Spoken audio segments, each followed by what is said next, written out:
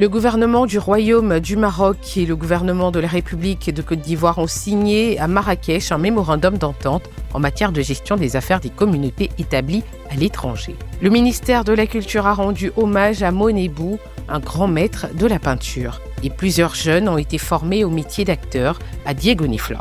Voilà pour le sommaire de cette édition. Bienvenue à tous et à toutes. La Côte d'Ivoire et le Maroc ont conclu un mémorandum d'entente pour prévenir les risques liés aux migrations irrégulières. Cet accord vise à combattre la traite des personnes et à renforcer la protection des victimes, notamment les femmes et les enfants. Nous sommes réunis ce jour pour la signature de l'accord de coopération entre la Côte d'Ivoire et le Maroc, dans le but de développer un cadre formel de collaboration afin de lutter contre la traite des personnes et le trafic illicite des migrants.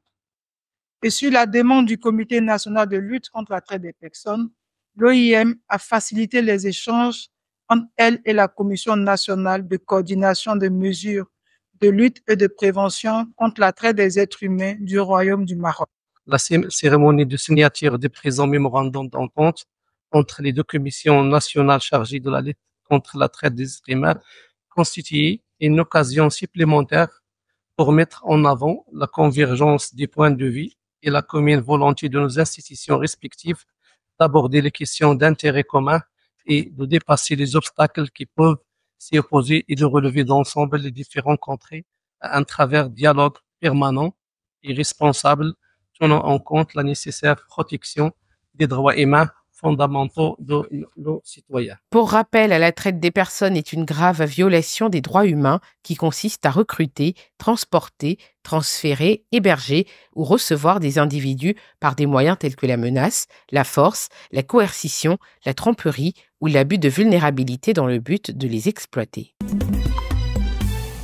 Le Bureau ivoirien du droit d'auteur continue de poser des actions fortes en faveur de la promotion et de la protection des œuvres culturelles en Côte d'Ivoire. En effet, une signature de convention a eu lieu avec le Centre national de documentation juridique et le Palais de la culture d'Abidjan concernant le paiement des redevances liées au droit d'auteur et à la reprographie. Le Palais de la culture qui est le plus important, le plus grand centre de diffusion de la culture en Côte d'Ivoire. L'année dernière, par exemple, nous avons fait 195 activités. Donc, il était important que nous venions ici, signer cette convention avec le Bureau pour montrer l'exemple, pour dire que nous sommes dans la droite ligne du respect de la loi et que tous ceux qui diffusent de la musique qui font de la reprographie doivent, n'est-ce pas, signer dans la mesure du possible une convention avec le Bureau payer pour rendre nos artistes plus riches. De façon concrète, nous avons signé cet accord pour dire que le Centre national de documentation s'engage à payer des droits de façon annuelle. C'est le principe.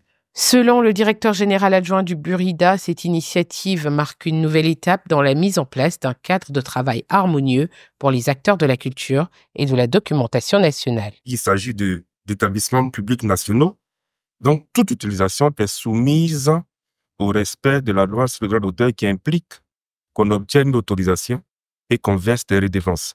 Donc, la signature de cette convention avait pour objet donc de conclure avec cette société une forme de partenariat qui aboutirait à la rémunération des auteurs, des interprètes et des producteurs que nous représentons dans le cadre de nos activités.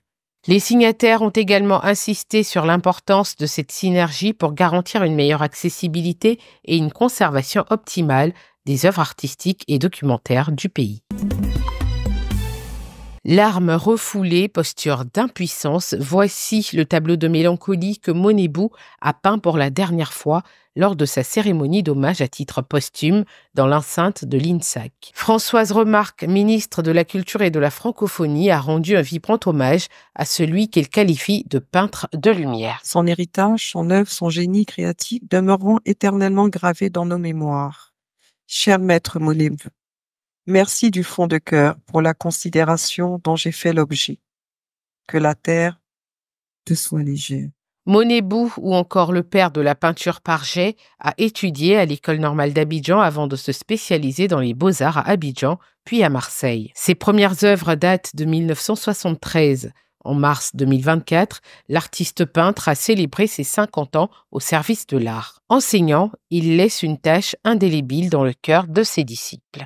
C'est quelque temps après, surtout après nos réussites, que nous avons compris cet homme, ce professionnel, ce père de famille, qui voulait notre réussite malgré nous, pour ne pas dire qu'il voulait notre bonheur malgré nous. Je voudrais dire adieu à mon maître. Artiste de référence, Monet Bou a influencé plusieurs plasticiens ivoiriens. Ses œuvres ont été exposées à Sao Paulo au Brésil, au Nigeria, en France et aux États-Unis. Né à Anyama Zosonkwa, il y retournera cette fois pour un repos éternel.